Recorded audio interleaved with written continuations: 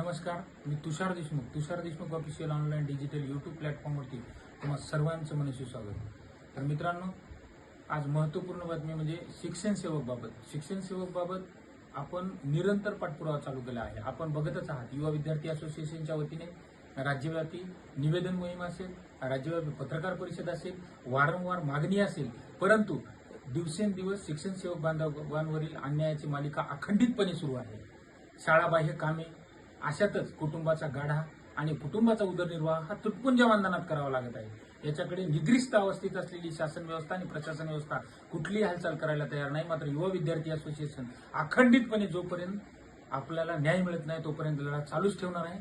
त्याच पद्धतीने काल जेव्हा मंत्रालय दरबारी गेलो होतो तेव्हा सर्वप्रथम जे आपले शिक्षण सेवक बांधव अपघातात मृत्युमुखी पावले त्यांच्या कुटुंबियांना तात्काळ अनुकंप धर्तीवर नोकरीत समाविष्ट करण्यात यावे त्यांच्या पात्रतेनुसार। सोबतच जे बांधव आता उरगुले मॅडम, सातारा असेल, संभाजीनगर येथील शिक्षक असतील, असे अनेक बांधव अपघातात काहींना जनगणना करताना सुद्धा शासकीय राष्ट्रीय कर्तव्यात असताना अपघाताला सामोरे जावे लागले। अशा स्थितीत कुठल्याही प्रकारचं संरक्षण नाहीये, कुठल्याही प्रकारचे मेडिकल क्लेम नाहीये। अशा स्थितीत त्यांना कुठेतरी शासनाने मानवतेच्या दृष्टिकोनातून म्हणून, कारण शासकीय सेवेत असलेल्यांना हा दुजाभाव होतोय, समान काम समान वेतन, यावरही कुठेही आतापर्यंत कृतीयुक्त काम धोरणात्मक निर्णय झाला नाही। तर अशा धर्तीवर तात्काळ आता सद्यस्थितीत त्यांना त्यांच्या उपचाराकरवी मदतीची गरज आहे आणि अशा स्थितीत त्याची मागणी केली। सोबतच तात्काळ शैक्षणिक कालावधी हा शिक्षण सेवक कालावधी जो आहे तो शिक्षण सेवक कालावधी तात्काळ कमी करण्यात यावा।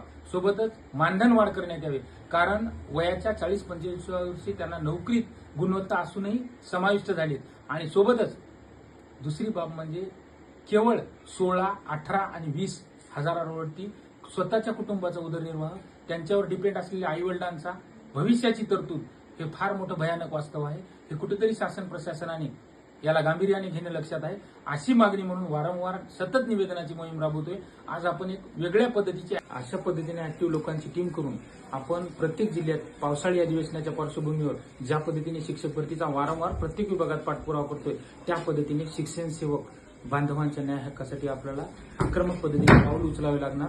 आंदोलनात्मक पावलाच्या दिशेने सुद्धा आपण जाणार आहोत। तत्पूर्वी आपल्या सर्वांची साथ पाहिजे। जे शिक्षण सेवक बांधव यासाठी पुढाकार घेऊ इच्छितात, त्यांच्या कुटुंबातील कोणी आमच्या लढ्यात सहभागी होत असेल, तीही चांगलीच गोष्ट आहे। त्यामुळे हा लढा मजबूत करण्यासाठी आपल्या सर्वांची आपल्याला साथ महत्वपूर्ण आहे। एकीकडे आपण सर्वांच्या वतीने सामूहिकरित्या न्यायालयीन लढाई लढतोयच, अशा पद्धतीने दोन्ही स्तरातून आपली लढाई आक्रमक करून आपल्या सर्व बांधवांना न्याय मिळवून घेणे हाच आपल्यापुढे एकमेव पर्याय असेल। त्यामुळे आता प्रत्येक वेळ आपल्यासाठी महत्वपूर्ण आहे आणि येणाऱ्या काळात हा लढा मजबूत करण्यासाठी, हे संघटन मजबूत करण्यासाठी आपल्या सर्वांना यासाठी परिश्रम घ्यावे लागतील। यासाठी आपल्या डिस्क्रिप्शन बॉक्समध्ये जे इच्छुक बांधव आहेत, जे ऍक्टिव्ह बांधव आहेत आणि स्वतःच्या जिल्ह्यामध्ये संपूर्ण प्रमाणात ज्या पद्धतीने आपण नियोजन करतोय त्या नियोजनात सहभागी होण्यासाठी संपर्क करा। Telegram group, other social media link आणि माझा मोबाईल क्रमांक तुम्हाला डिस्क्रिप्शनमध्ये दिलाय, त्यावरती संपर्क करा। या विषयावर इथेच थांबतो। धन्यवाद।